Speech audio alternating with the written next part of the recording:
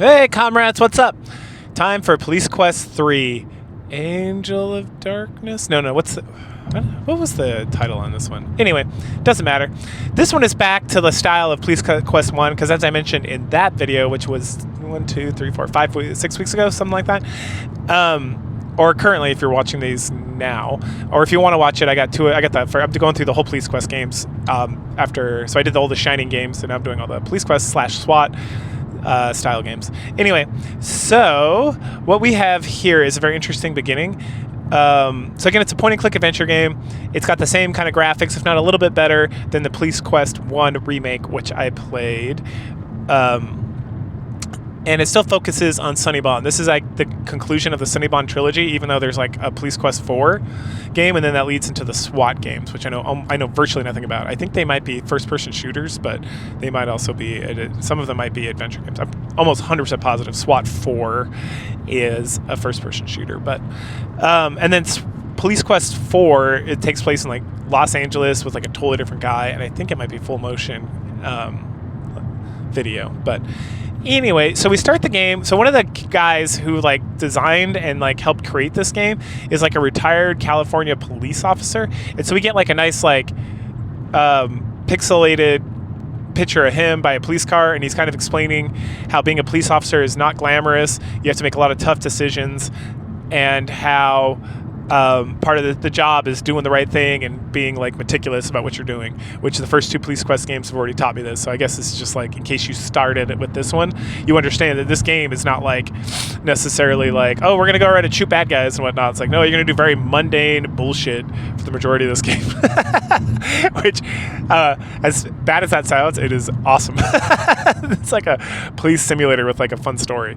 Anyway, so Sonny is finally back from his honeymoon with Marie, because they went and got married sometime after the second game, and he's made sergeant now. But he got moved, he got upgraded to sergeant. He got demoted from being a detective from the second game, like a homicide detective, and now he's like a traffic detective or something. I don't know.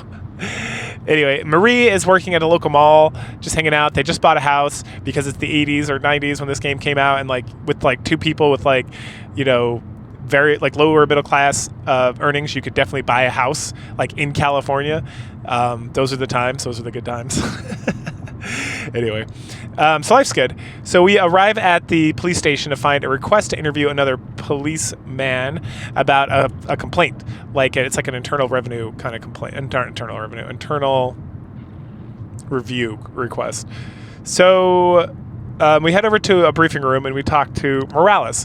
She's the subject of the complaint. And so we need to talk to her, kind of figure out like what so people are complaining that she was like cursing them and treating them poorly and being like aggressive.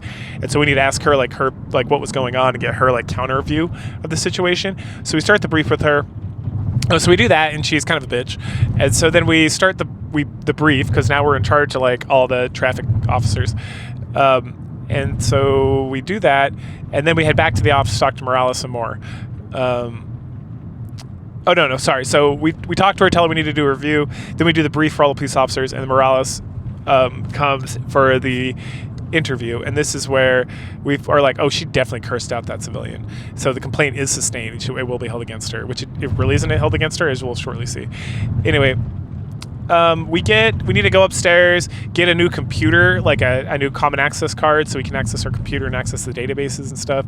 So we go up there and talk to the nerds about nerd stuff and whatnot. Then we head back to the office. At that point, we get a dispatch call. We need to go up to Aspen Falls, and normally we wouldn't be doing that because we're like running the traffic department at this point.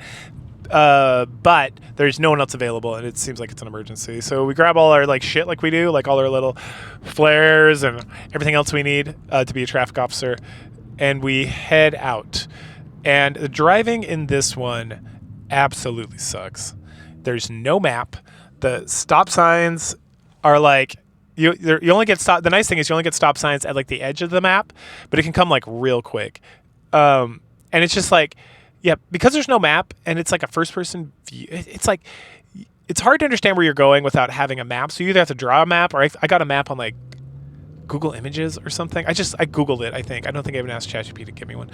And so I had a map up all every time I was driving, so I could be like, okay, so I'm headed east, and I'm on Rose. I need to go to like First and Pearl, so I need to go up 2 blocks and then take a left. And I got to make sure to stop because that left is on like the outer perimeter of the city, and there's stop signs there. And if I don't stop, I just rail right off the edge of the world and fucking die.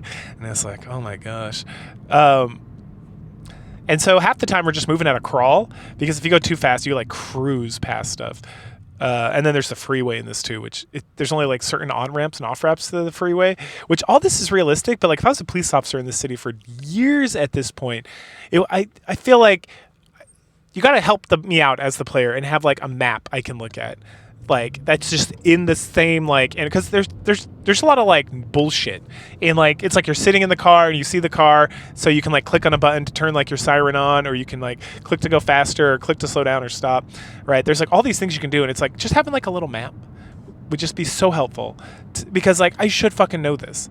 Like Sonny knows this, so the fact that I don't know this and I have to get like a map, and it's like the game probably came with the manual of the map, so it just assumes you have access to that, but you could build it into this thing. Like it's really not that hard. Anyway, so eventually we get to Aspen Falls, and then we talk to a lady there who tells us there is a crazy naked man in the park. And so we go to see him. He talks about aliens and shit, and then he takes our badge and throws it in the river. And then we take his key and throw it in the river. Then we throw we throw like the key, some key has into the river. And then when he turns, we like knock him down, and then we drag him back, and like search him and like cuff him and everything. And then we drag him off to jail because it's indecent exposure and like whatever police thing.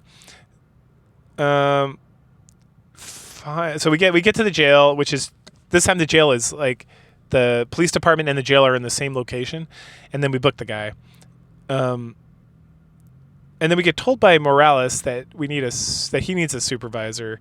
So Morales calls into dispatch, says she needs a supervisor for like a traffic stop, and so we head there next, and she is a total cunt as usual, and this lady who she's treating like garbage, like refuses to sign the ticket because she's pregnant, and this cop is being a total bitch, and we're like, yeah, she's a bitch, it's true.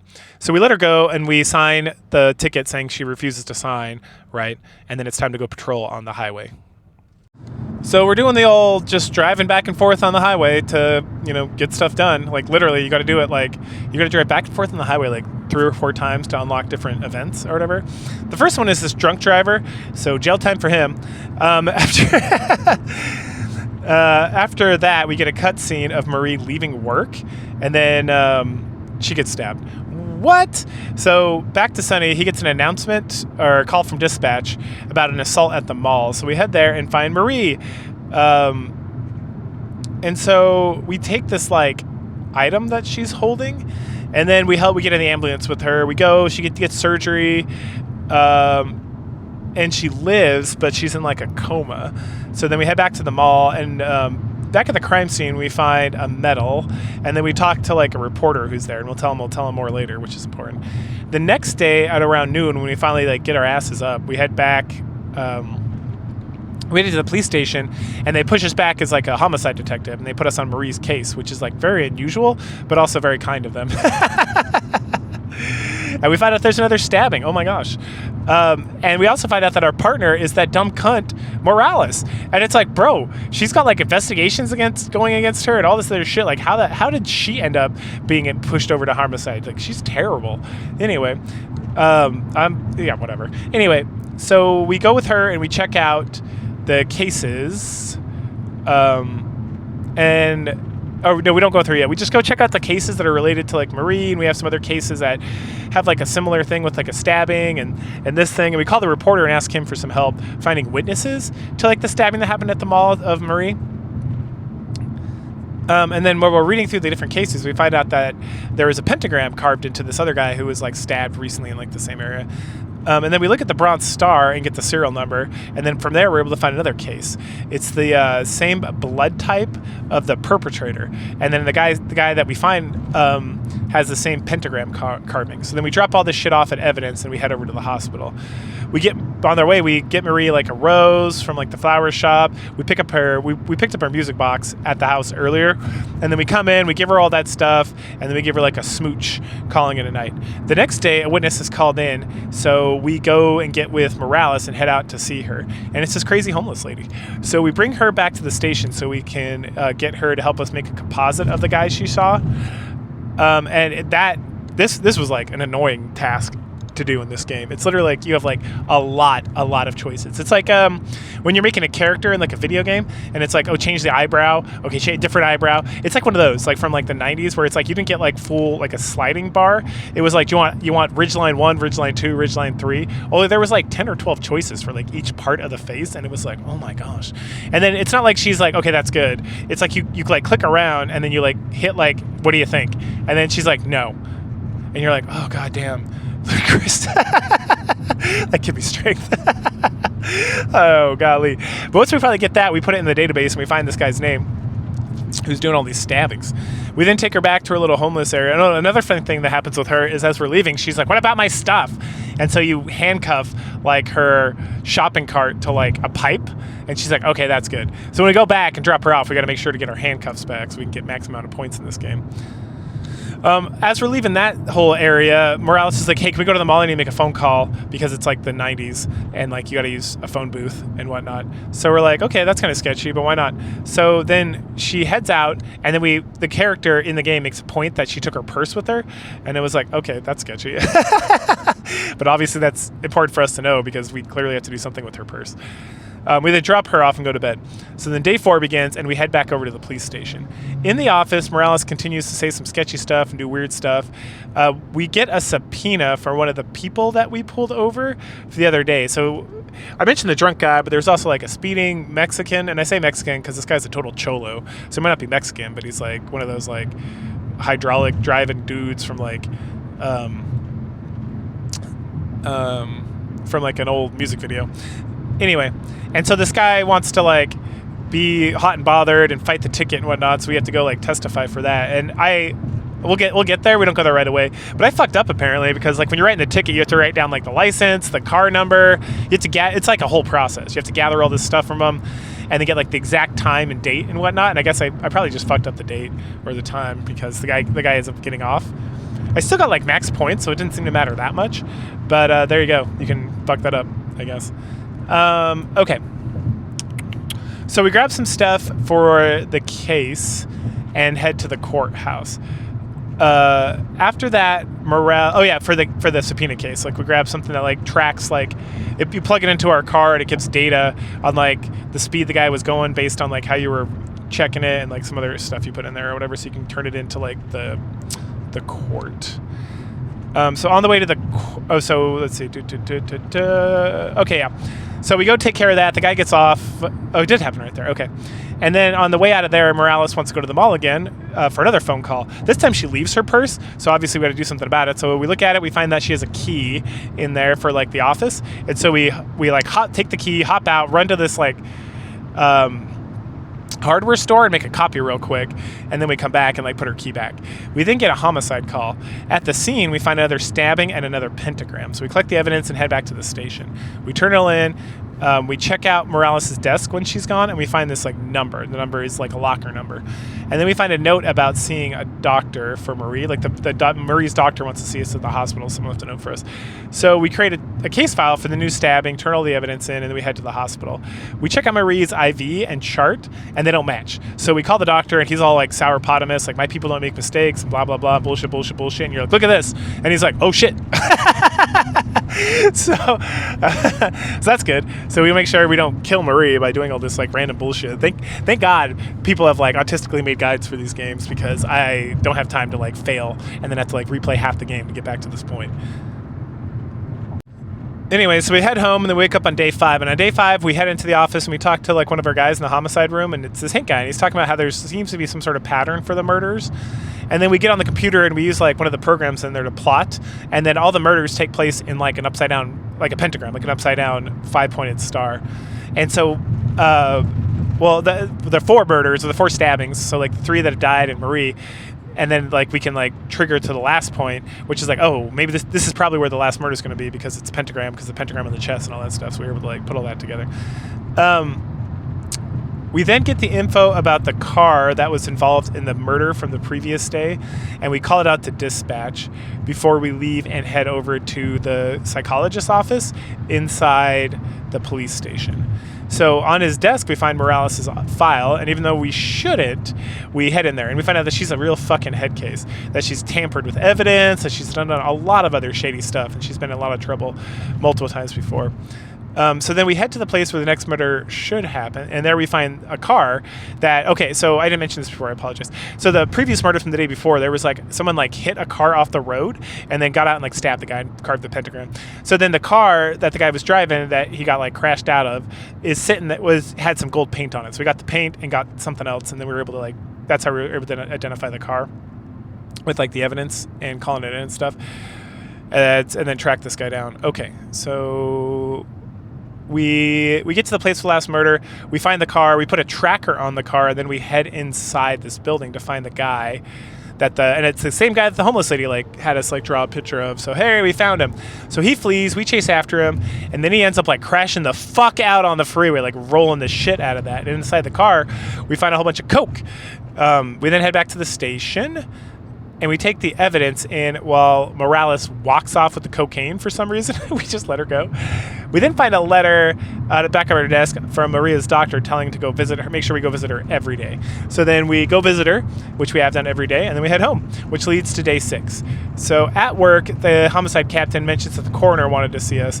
So we check the evidence for the case that we turned in, and we find out that it's missing coke, because obviously it's missing coke, because Morales is sketchy as shit. And even though she's like, I'm totally going to go to evidence and turn this in, she literally just like walked in a totally different direction when we got there. It was like, okay. So then at this point, we head over to the women's locker room, and there's a janitor there, and so we have to distract him by causing like a flood in the men's bathroom, because it's a point-and-click adventure game from the 90s. And so once he leaves, we're able to sneak into the women's locker room and then find Morales' locker and use the code that we got from her desk earlier. And then we find the coke in there. So then we leave that alone, so we don't want to like give her an edge. We go talk to the captain, and we're like, hey, for a fact, she's working with like this cult that is doing these pentagram things and are related to the coke thing. And we explain the whole situation to her, and he's like, all right, got it. At that point, we then head over to the coroner. Once we're there, we find an envelope with Mary's locker in it. And the coroner sneaks on in and kind of spooks us a little bit before we talk to him. And he talks about how he knows who we are because he's seen the newspaper with our picture in it and whatnot. And then he talks about like a red pentagram and all this stuff. And then we find out that the last address for the guy who is dead now. And so it's like, all right, cool. First, let's go talk to Marie. So we head over to Marie, we give her the locket, and then she wakes up. Hooray! And then we chat with her we don't chat with her. She's like awake, but she's still not speaking. So then we head back on our way back to work, we get a call that the cultist guy house is on fire. And we got the house because we found evidence that like had the thing in his car when, he rolled over and killed himself. So we head over there and we find a picture of the brothers. So there's the guy who got killed, and there's another brother, and they're like working together clearly in the cult. And one of them's like an ex-military guy. And then we find another pentagram, look like in the back room, like a huge pentagram. And the fire officers are able to get like the fire out, so we're able to go in. And then as we're leaving, Morales wants to go to the mall again. And so we head over there. She's calling on the phone, and we head over to like an army recruiter's office, and then we ask for the military records for like the brother when he served in the army, because that's literally a thing the recruiters even have fucking access to is military records. But he gives it to us because we're the police, and it's like, all right, cool. So back at the station, we drop all the evidence off we got from the burning house and from the army recruiter and whatnot, and then we run into the psychologist and talk to him about the army guy. Not that he saw the army guy, but it's just like his thoughts on the whole thing. We then head to the address and a photo we found in the house, which is like it's like a warehouse looking thing, and we knock on this thing and there's no answer. So then it's like, all right, cool, time to go get a warrant. So we go get the warrant, we come back, there's still no answer even though we have a warrant, and it's like, all right, so now we need permission with the warrant to get it. We need like a new warrant so we can bust into this place and fucking take them out. So back to all judgy friend from before.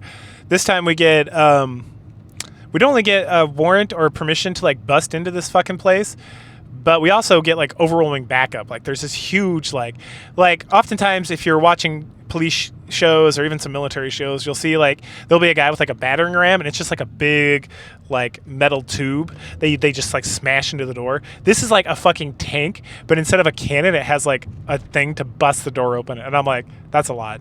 Like this small town in like upstate California, I'm shocked they have like such a device, because how often do you need like a fucking tank to blast open, not even blast, just like to push open like what, a vault? Like holy shit, man. Anyway, so we bust in, we shoot a guy, we arrest Baines, and then we head out. And outside there's a canine unit that just showed up, because cool, why not?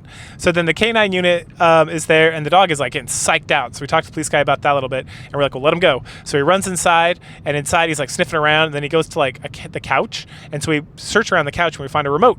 And on the remote, we press like the circle button or whatever, or the O button, whatever it's called, 0. And it opens up a secret passage. Holy shit, this place. What the fuck? So then we head inside, we shoot another guy down there, and then once, we're standing there, Morales like rolls her ass in, and she's like, oh, let me go get that guy's gun.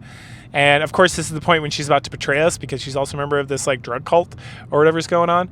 And so as soon as she grabs that, an internal affairs officer who's been like stalking her this whole time, he rolls in and blasts her ass away before she can shoot us. And it was like, yeah, hell yeah, fuck you, Morales. You've been a total cunt this whole game. Like, I'm glad you died. That was fantastic. Just wish I could have been the one to blow your fucking brains out. What a dumb bitch. Anyway, case closed. So we head back to Marie. So that's like the end of the game. And so the game takes us back over to Marie, and she's not only better, but dun dun dun, she's pregnant. Hooray! So thank goodness she didn't get stabbed in a position where like it would ruin the pregnancy. Like that was a miracle. And then she the baby survived like this coma she's been in for like, granted, like 3 days. So really not that big of a deal. And so that's great. So fantastic. Everyone wins. That was great. And that wraps up the saga of Sonny Bonds, a trilogy of Sonny Bonds. He starts off as just a lonely beat cop, and then he becomes like a homicide detective, and then he becomes a sergeant, gets downgraded out of detective status, and then becomes detective again. And then Marie, who has a true arc in this game, she's like a prostitute that, like, the love of her life, things didn't go out so well, and he left, and then, she didn't know what to do with herself, so she prostituted herself out, and then the man showed back up in her life and saved her, and then they started dating, and then they got married, and now they're having a kid, and it's like, oh, good for Marie. This is I'm so happy for her. As I mentioned before, in like 2 weeks from now, we'll get to Police Quest 4, but Police Quest 4 takes place in like a totally different place. Well, not totally. It's Los Angeles, California, instead of like Locklear, California, wherever this made-up city is. And instead of Sonny Bonds, we play somebody else. And then there's like a big graphical overhaul from what I've seen. I never played it. But I glanced at something, and I saw a picture, and like, oh, okay. It looks like a full motion game, but we'll see if that actually is. And this SWAT games. All right, so cool. So that was fun. I really enjoyed that. And hope you're all doing great. Go ahead, like, share, subscribe, comment, and I will catch you guys later. Bye.